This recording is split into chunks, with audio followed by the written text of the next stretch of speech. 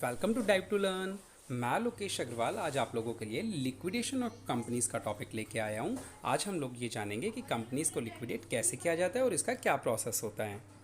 दोस्तों, अगर आपने अभी तक डाइव टू लर्न चैनल को सब्सक्राइब नहीं किया है तो इसे आज ही सब्सक्राइब करें और हमारी नोटिफिकेशंस को पाने के लिए बेल आइकन को ज़रूर क्लिक करें। दोस्तों, आपको मेरी वीडियो पसंद आने वाली है, इसे अभी लाइक कर दें, बाद में आप भूल जाते हैं। और हाँ, अगर आपके दोस्तों के लिए भी ज़रूरी समझे तो उनके साथ भी इसे शेयर करें और वीडियोस पे कमेंट करना बिल्कुल ना भूलें, ये हमारे लिए बेहद इम्पॉर्टेंट होता है। तो दोस्तों, लिक्विडेशन ऑफ कंपनीज़ का मीनिंग क्या होता है उसी से शुरू करते हैं, बिल्कुल बेसिक बात से। It is the legal procedure by which the company comes to an end. यानी लिक्विडेशन क्या है पता है, ये एक पूरा प्रोसेस है। कंपनी को बंद करने के प्रोसेस को लिक्विडेशन बोलते हैं। ठीक है, पूरा प्रोसीजर है ये। जैसे पार्टनरशिप फर्म बंद होती है तो उसे डिसोल्यूशन बोलते हैं, कंपनी को बंद करना है तो उसे क्या बोलेंगे, लिक्विडेशन। और लिक्विडेशन में काफ़ी लंबा प्रोसेस है, कुछ लीगल फॉर्मेलिटीज़ हैं, कुछ ऑर्डर हैं, उसके अकॉर्डिंगली करना होता है। तो जानते हैं इसमें क्या क्या होता है। Modes of winding up. Company को बंद करने के कौन कौन से मोड्स होते हैं। एक पहला तो ये, और जो सबसे इंपॉर्टेंट है, वो है इनएबिलिटी टू पे डेब्ट। यानी कंपनी के पास अगर कर्जा चुकाने के लिए पैसा नहीं है तो कंपनी को बंद करना पड़ेगा, है ना। इंसॉल्वेंट हो जाएगी ना कंपनी, तो कंपनी को बंद करना पड़ेगा। उसके अलावा कुछ ऐसे ग्राउंड्स हैं अदर देन इनएबिलिटी, यानी बेशक आप एबल हो अपने पैसे देने के, लाइबिलिटीज चुकाने के, फिर भी आपको बंद किया जा सकता है। ऐसे 5 रीजंस हो सकते हैं। आओ पहले एक काम करते हैं, उन 5 रीजंस को समझते हैं कि ऐसी कौन कौन सी सिचुएशंस है जहाँ पे कंपनी लिक्विडेट हो सकती है।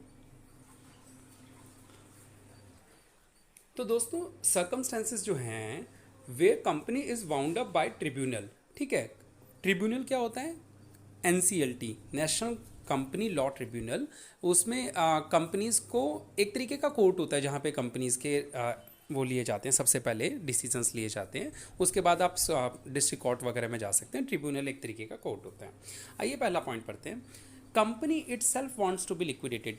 कंपनी को बंद करना है तो कंपनी अगर खुद चाहती है, यानी कंपनी में एक स्पेशल रेजोल्यूशन पास कर दिया जाता है कि भाई कंपनी को लिक्विडेट कर दो, तो कर सकते हैं। पहला, इस सिचुएशन में भी अलाउड है liquidation.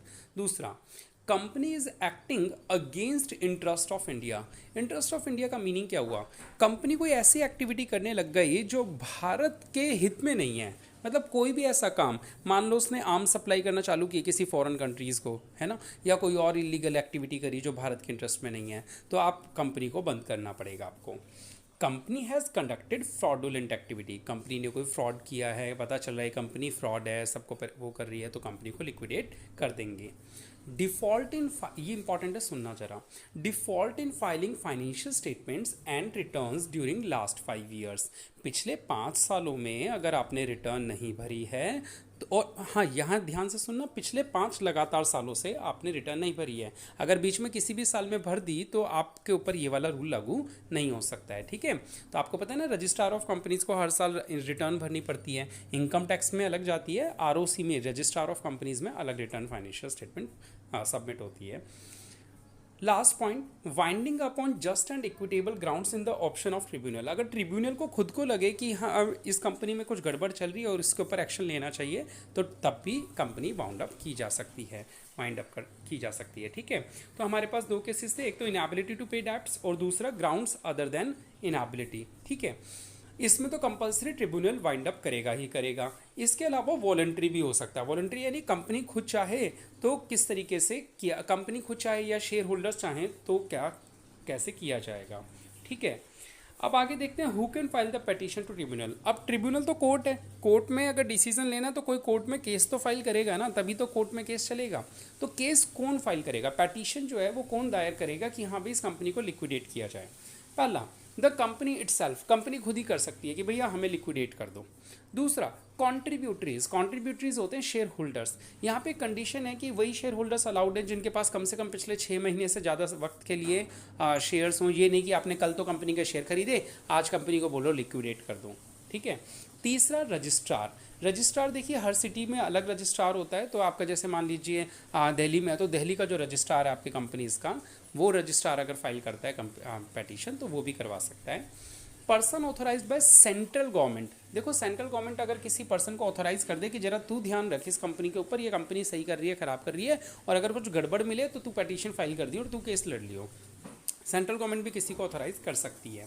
State and central government खुद भी, मतलब डायरेक्टली स्टेट गवर्नमेंट ही पिटीशन फाइल कर सकती है, डायरेक्ट सेंट्रल गवर्नमेंट भी पिटीशन फाइल कर सकती है। तो 5 लोग पिटीशन फाइल कर सकते हैं। अब हम आगे बात करें, थोड़ा सा थ्योरेटिकल था, बहुत इंपॉर्टेंट बातें थी। इसके अलावा प्रोसेस ऑफ लिक्विडेशन जरा समझ लेते हैं हल्का सा, फिर हम अपने अकाउंट पे आएंगे जिसके अंदर सारी डिटेल्स आएंगी। आइए, सबसे पहले देखो पिटिशनर कहाँ जाएगा, एनसीएलटी में, कंपनी लॉ ट्रिब्यूनल पे जाएगा और क्या बोलेगा, और एनसीएलटी किसको ऑर्डर देगी, बोर्ड ऑफ डायरेक्टर्स को ऑर्डर देगी क्या, कि आप अपनी फाइनेंशियल स्टेटमेंट्स बना के दिखाओ। तो वो जब अपनी फाइनेंशियल स्टेटमेंट्स बना के दिखाएंगे कि भाई कितनी एसेट्स है, क्या लाइबिलिटीज़ हैं, तो जब वो पर्चा आ जाएगा हमारे एनसीएलटी के पास, वो एक लिक्विडेटर को बुलाएगी। अब ये जो लिक्विडेटर होता है ना, ये एक थर्ड पार्टी होता है, यानी ना तो कोर्ट से कोई बंदा, कोर्ट का कोई पार्टी, ना कोई पैटिशनर वाली पार्टी, ना ही कंपनी, ये एक कोर्ट के द्वारा अरेंज किया गया, अपॉइंट किया गया एक थर्ड पार्टी होती है अलग, जिसको हम पुकारते हैं लिक्विडेटर। इसका काम क्या होता है लिक्विडेटर का, कि जो कंपनी के जो भी असेट्स हैं उनको बेच दे और जो पैसा आए उनसे लाइबिलिटीज़ की पेमेंट कर दे और बचा हुआ शेयर होल्डर को लौटा दे। तो ये इस लिक्विडेटर का काम होता है। अब हमें इस चैप्टर में जो प्रैक्टिकल पार्ट करना है वो यही देखना है कि liquidator statement of account, liquidator statement of account क्या है। इसी के अंदर हमें एक एक चीज़ को, प्रोसेस को समझना होगा, और ध्यान से सुनिए, इसमें जो ऑर्डर गिवन है हम उसी ऑर्डर में इसको बनाएंगे, हम इसका ऑर्डर चेंज नहीं कर सकते, ठीक है। तो आप इसको ध्यान से सुनिएगा। देखिए, ये लिक्विडेटर स्टेटमेंट ऑफ अकाउंट जो है, ये एक तरीके का कैश बुक है, रिसिप्ट एंड पेमेंट। पैसा आएगा तो रिसिप्ट साइड में, जाएगा तो पेमेंट साइड में। तो पहले हम रिसिप्ट यानी सारी असेट्स को बेच के आते हैं। चलिए, सबसे पहले कैश और बैंक बैलेंस को बेचने की ज़रूरत नहीं है। क्यों? ये ऑलरेडी लिक्विड फॉर्म में है। कैश तो लिक्विड है ही, बैंक का बैलेंस भी क्या है, कैश निकाल लिया तो वो भी लिक्विड फॉर्म में ही है ना। अब आप क्या करते हैं, ध्यान से सुनिएगा स्टेप को। लिक्विडेटर सबसे पहले उस असेट को बेच के आता है जो किसी लाइबिलिटी के अगेंस्ट सिक्योर्ड थी। क्या मीनिंग हुआ? मान लीजिए हमारी एक मशीनरी है जो हमने बैंक लोन के अगेंस्ट सिक्योर्ड करवाई हुई है, ठीक है। तो बैंक लोन हमारी लाइबिलिटी था, बैंक लोन जो लाइबिलिटी था वो 1 लाख था मान लीजिए, और जब हमने मशीनरी बेची तो वो मशीनरी बिकी 1,20,000 की। तो अब लिक्विडेटर क्या करेगा, जैसे ही मशीनरी को बेचेगा उस 1,20,000 रुपये को घर में नहीं लाएगा, मैं ऑफिस में नहीं लाएगा, वो 1,20,000 रुपये से 1 लाख रुपये तुरंत उस बैंक लोन को पेमेंट कराएगा, ठीक है। तो आप क्या लिखेंगे, ध्यान से देखिए यहाँ पे। सबसे पहले आप क्या लिखेंगे, मशीनरी की वैल्यू आई 1,20,000 और उसमें से माइनस कर देंगे बैंक लोन 1 लाख। तो आपका जो बचेगा वो कितना रुपए बचेगा, केवल 20,000 रुपीज़ बचेंगे यहाँ पे, ठीक है। तो आप ये जो 20,000 रुपीज़ है ये बाहर लिखेंगे, इसको बोलते हैं सरप्लस, यानी 20,000 रुपये हमारे पास बच गए। इसकी हेडिंग क्या है, asset specifically pledged. Specifically pledged का मतलब जो गिरवी रखी गई है किसी लाइबिलिटी के अगेंस्ट। एक दूसरा केस और देखते हैं। मान लीजिए मशीनरी से केवल रिकवर हुए 80,000 रुपीज़, जबकि बैंक लोन तो 1 लाख का था। अब बैंक लोन 1 लाख का है तो यहाँ नेगेटिव का 20,000 तो लिख नहीं सकते ना। मान लो ये 1 लाख माइनस करूँ तो यहाँ पे 20,000 रुपये नेगेटिव के तो नहीं लिख सकते हम लोग। तो यहाँ पे क्या करना होगा ऐसी स्थिति में, मैं आप लोग को बताऊंगा अभी आगे दोबारा है वैसे ये बात। अगर ये 20,000 रुपये नेगेटिव यानी कि कम पड़ जाते हैं तो ये लाइबिलिटी 20,000 के लिए अनसिक्योर्ड बन जाती है, यानी ये यहाँ पे आ जाएंगे वो 20,000 रुपये। जो मैंने क्रेडिटर्स लिखा है ना, ऑल अदर, इसका मतलब है अनसिक्योर्ड क्रेडिटर्स, अनसिक्योर्ड क्रेडिटर्स, ठीक है। तो 20,000 रुपये जो सिक्योरिटी रिकवर नहीं कर पाई वो अनसिक्योर्ड का पार्ट ले लेगी। मैं जब इस पॉइंट पे आऊँगा तब दोबारा आप लोगों को समझाऊंगा। चलिए अब आगे बात करते हैं। असेट्स नॉट प्लेज, जो गिरवी नहीं रखी हुई उन सारी असेट्स को बेच दिया जाएगा, ठीक है, और उन्हें बेच के पैसा रिकवर कर लिया जाएगा। फिर आता है amount receive from contributories. Share holder से अगर कोई कॉल सिनेरियर है या फिर अगर उनकी कोई कॉल्स लेनी पेंडिंग थी तो हम उनसे भी पैसा मंगवा लेंगे। ये तो रही बात पैसा आने की। अब आती है पेमेंट की बात, जिसका ऑर्डर बेहद ज़रूरी है लिखना, आप लोगों को याद रखना। जैसा लिखा हुआ है बिल्कुल एज इट इज़ आपको याद रखना है, और मैं आपको याद करवाऊंगा इसी वीडियो में। आपको एक एक चीज़ step by step conceptually clear हो जाएगी। सबसे पहले आप क्या करते हैं, देखिए एक चीज़ को इमेजिन कीजिए कि आप लिक्विडेटर हैं। आप सबसे पहले क्या करेंगे, ये जो कोर्ट कचहरी के खर्चे हैं सबसे पहले इनकी पेमेंट करेंगे, है ना। तो लीगल चार्जेस जो हैं सबसे पहले इनकी पेमेंट कर दीजिए। उसके बाद आपको क्या करना है, लिक्विडेटर को रेम्यूनरेशन देना है, यानी कि खुद के पैसे निकाल लो भैया। आपको जिम्मेदारी सौंपी है ना कि भाई तू सारा काम संभाल, तो आप क्या करोगे, सबसे पहले खुद का, पहले तो कोर्ट की कचहरी के खर्चे निकाल लिए, पैसे पेमेंट कर दी, फिर खुद की सैलरी निकाल ली, अपनी मेहनताना निकाल लिया, और अपना अगर कोई खर्चा भी हुआ है ना भाई लिक्विडेशन करते समय आने जाने का या कोई भी खर्चा हुआ है तो फिर वो पैसे भी निकाल लो। समझदारी तो इसी में ही है ना। तो देखो 3 स्टेप लाइन से ही हैं, किसी चीज़ को आगे पीछे मत कर देना। सबसे पहले लीगल चार्जेस, कोर्ट कचहरी के खर्चे, फिर लिक्विडेटर का रेम्यूनरेशन, फिर लिक्विडेटर के एक्सपेंसेस। अब बात आती है थर्ड पार्टी लाइबिलिटीज़ को चुकाने की, यानी बाहर के लोगों को पैसा चुकाना है। देखो अब यहाँ पे एक पॉइंट आता है, सबसे पहले प्रेफरेंशियल क्रेडिटर्स। जरा ध्यान से देखेंगे, ये प्रेफरेंस शेयर कैपिटल नहीं है, ये क्या है, प्रेफरेंशियल क्रेडिटर्स। प्रेफरेंशियल क्रेडिटर्स कौन से होते हैं, मैं इसके बारे में आगे अभी डिटेल में बताऊंगा आप लोगों को नीचे, लेकिन आप चलो एक काम करते हैं, पहले बात ही कर लेते हैं प्रेफरेंशियल क्रेडिटर्स की। प्रेफरेंशियल क्रेडिटर्स कौन होते हैं, अगर समराइज वे में देखा जाए तो सरकार ने एक बात कही, कोर्ट ने एक बात कही कि एम्प्लॉयज़ और सरकार खुद, इन दो लोगों को अगर कोई पैसा चुकाना है तो वो आपके प्रेफरेंशियल यानी प्राथमिक क्रेडिटर हैं, पहले आप इनको पेमेंट करो, बाद में किसी को देना। भाई कोर्ट क्या कहेगा कि पहले गवर्नमेंट के ड्यूज़ चुकाओ, पहले अपने एम्प्लॉयज़ के ड्यूज़ चुकाओ, फिर देना बाहर के लोगों के पैसे। तो ठीक है, तो अब मेनली इसके अंदर तो यही बात थी, लेकिन कुछ डीप पॉइंट्स हैं, इनको जरूर याद करें, क्योंकि अगर एक जैसे जो क्वेश्चन बनता है उसमें डीप पॉइंट्स के साथ ही पूछा जा सकता है। आइए, all taxes cess due to central government को ड्यू हो या स्टेट गवर्नमेंट को ड्यू हो या लोकल अथॉरिटी को, लोकल अथॉरिटी भी है, ध्यान से याद रखना, इसमें बच्चे कंफ्यूज हो जाते हैं वरना। इनमें से किसी को भी अगर आपको कोई टैक्स चुकाना है या कोई सेस या कोई ड्यूटी चुकानी है तो वो आप लोगों के लिए प्रेफरेंशियल क्रेडिटर है, यानी आपको पहले इनको पैसा चुकाना होगा। अब ये बात और ध्यान रखना कि ये जो पैसे चुकाने हैं पिछले 12 महीने के अंदर अंदर के ही हो, ये इंपॉर्टेंट पॉइंट है। कह रहे हैं पिछले 12 महीने के अंदर का अगर आपका टैक्स है तो प्रेफरेंशियल है, अगर 12 महीने से भी ज़्यादा पुराना है तो फिर वो अनसिक्योर्ड है। देखो जो चीज़ सिक्योर्ड नहीं है या जो चीज़ प्रेफरेंशियल नहीं है उसको क्या बोल देते हैं अपन, फिर अनसिक्योर्ड बोल देते हैं। ठीक है, तो मान लो आपका कोई टैक्स है, 2 तरह के टैक्स हैं, पिछले साल के 20,000, उससे पिछले साल के 25,000, तो ये जो 20,000 है ना वो तो प्रेफरेंशियल क्रेडिटर हैं, लेकिन जो और एक साल पहले के हैं 25,000 वो अनसिक्योर्ड क्रेडिटर रहेंगे, यानी उनकी पेमेंट सबसे लास्ट में की जाएगी, बेशक वो सरकार के टैक्स हैं। चलिए आगे बात करते हैं। Second point, all wages and salaries of any employee. कई लोग पूछते हैं सर डायरेक्टर इसमें शामिल है क्या, कोई ये शामिल है क्या, वो भाई एनी एम्प्लॉय मतलब एनी एम्प्लॉय, कोई भी बंदा हो, ठीक है। लेकिन यहाँ पे एक बात कही गई, कह रही है जो वैल्यू आए ये मैक्सिमम 20,000 से ज़्यादा ना आए। दूसरा, ये पिछले 4 महीने की ही प्रेफरेंशियल मानी जाती है, यानी अगर 4 महीने से ज़्यादा पुरानी है तो मान लो 5 महीने की है, 5-5 हज़ार रुपये, तो वो जो 4 महीने तक का था या 6-6 हज़ार रुपये मान लो, चलो तो 4 महीनों की हो गई 24,000 रुपये, 20,000 की लिमिट है तो 20,000 को तो प्रेफरेंशियल क्रेडिटर बना लेंगे, बचे हुए 4,000 रुपये क्या हो जाएंगे हमारे अनसिक्योर्ड क्रेडिटर्स, यानी कि सबसे लास्ट में पेमेंट होगी। दूसरा, अगर मान लो कोई 3-3 हज़ार की पेमेंट है लेकिन 5 महीने के लिए है तो 3 पंजे 15 है, तो लिमिट में 20 में, लेकिन पूरे 15,000 रुपये प्रेफरेंशियल नहीं होंगे क्योंकि 4 महीने तक का ही अलाउड है, तो 3,000 इंटू 4 कितना हुआ, 12,000। 12,000 तक तो प्रेफरेंशियल है, वो जो बचे हुए 3,000 हैं जो 5वें महीने के हैं वो हमारे अनसिक्योर्ड हो जाएंगे। आया समझ? अगर नहीं आया तो कमेंट सेक्शन में ज़रूर बताएं, मैं आप लोगों के लिए एक और अलग से वीडियो बना दूंगा इस टॉपिक पे, प्रेफरेंशियल क्रेडिटर्स पे। Next, ESI contribution of last 12 months, पिछले 12 महीनों का कोई ईएसआई का कंट्रीब्यूशन बाकी है या वर्कमैन कंपनसेशन चुकाना बाकी है आपका, या all sums due to an employee from provident fund, pension fund, gratuity fund et cetera. आपको इनमें से कोई भी पेमेंट चुकानी है, चाहे वो प्रोविडेंट फंड की या पेंशन फंड या ग्रेचुटी फंड, तो वो भी आपकी सबसे पहले प्रायोरिटी होनी चाहिए, यानी प्रेफरेंशियल क्रेडिटर्स में वो भी काउंट होगा।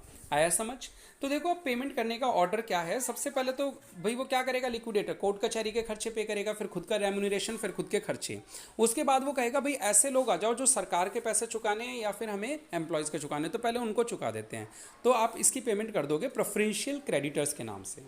अब बात आती है फ्लोटिंग चार्ज वाले लाइबिलिटीज़ की। जनरली जैसे जो डिबेंचर्स होते हैं इनके ऊपर फ्लोटिंग चार्ज होता है। अब ये फ्लोटिंग चार्ज किसको बोलते हैं? अब जैसे मान लो स्टॉक हमने गिरवी रख दिया कि डिबेंचर्स को बोला कि भैया हमारे गोडाउन में जो भी स्टॉक रखा है ना, इस पे आपका चार्ज है, ये आपकी सिक्योरिटी है। अब एक बात आप खुद बताओ, स्टॉक कभी सेम रहता है क्या? सुबह हो सकता है 10 करोड़ का पड़ा हो, दोपहर में 8 करोड़ का हो जाए, शाम को 12 करोड़ का हो जाए और माल आ गया, तो कल सुबह और माल आ गया 13 करोड़ का हो गया, दोपहर में बेच के 6 करोड़ का हो गया। इसकी वैल्यू तो फ्लक्चुएट होती है ना। तो स्टॉक बोल दिया बस हमने कि भाई स्टॉक आपके पास है, तो स्टॉक को बोलते हैं फ्लोटिंग चार्ज, ठीक है।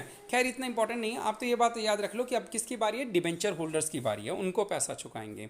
अब एक बात यहाँ पे याद रखने वाली ये है कि जब डिबेंचर होल्डर्स को पैसा चुकाएंगे तो जो उनका इंटरेस्ट बनता है ना, एक्रूड इंटरेस्ट, अगर कोई भी है, कोई भी इंटरेस्ट पेमेंट ड्यू चल रहा है उनका, तो उसके साथ चुकाना, चाहे सवाल कुछ ना बोले तो भी आपको इंटरेस्ट के ऊपर ध्यान रखना है, इंटरेस्ट उसके साथ चुकाना है, ठीक है।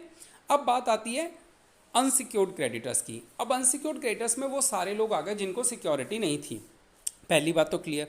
दूसरा, वो लोग भी आ गए जो सिक्योर्ड थे लेकिन पूरी सिक्योरिटी मिल नहीं पाई। जैसे कि मैंने जब आपको असेट स्पेसिफिकली प्लस सिखाया था, तब मैंने आपको ये बताया था ना कि यहाँ पे 20,000 रुपये पेंडिंग रह गए हमारे माइनस वाले, तो वो यहाँ तो लिख नहीं सकते, तो वो 20,000 रुपये कहाँ काउंट हो जाएंगे, यहाँ पे।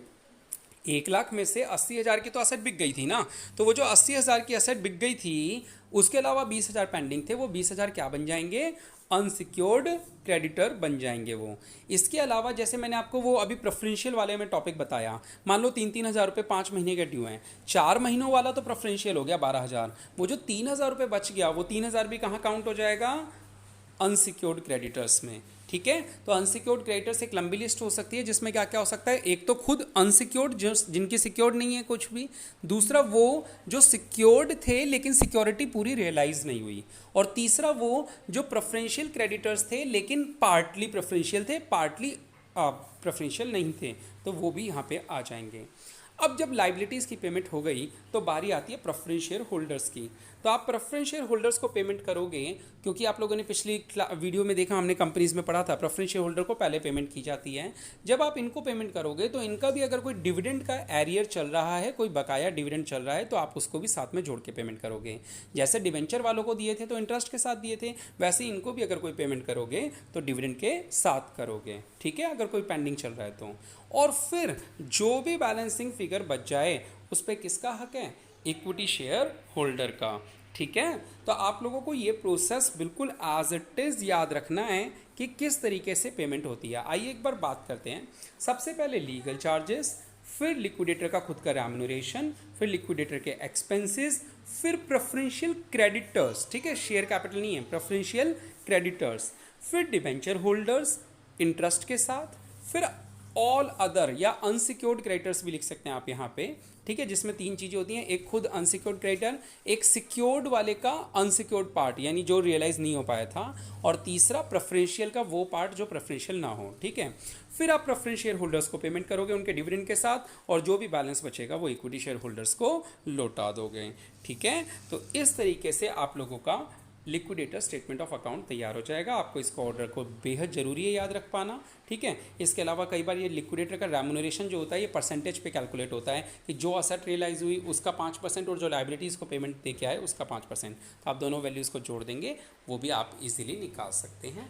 तो दोस्तों ये था लिक्विडेटर का टॉपिक। अगर आप लोगों को अभी कोई क्वेरी हो इसके अंदर तो आप कमेंट सेक्शन में ज़रूर बताएं। हमारी वीडियो को लाइक शेयर ज़रूर करें दोस्तों के साथ, और चैनल को सब्सक्राइब भी करें। और हमारी एक नई ऐप आ चुकी है D2L डाइव टू लर्न के नाम से, आप उसे भी प्ले स्टोर से ज़रूर डाउनलोड करें और उससे भी जुड़ें। थैंक यू सो मच, शुक्रिया, जय हिंद।